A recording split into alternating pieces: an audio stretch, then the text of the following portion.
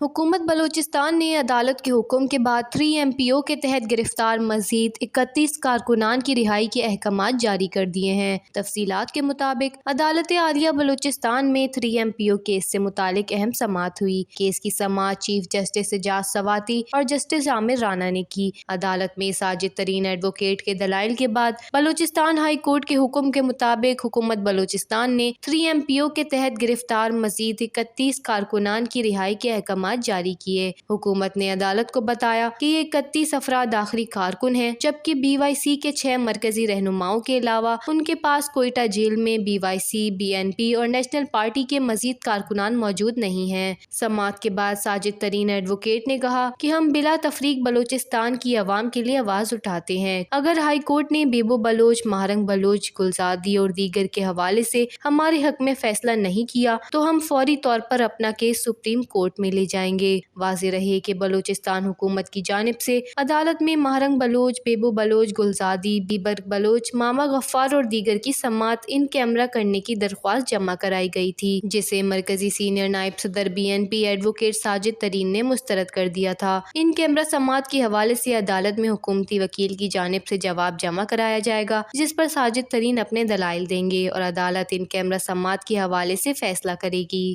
وش news, Quetta, Balochistan.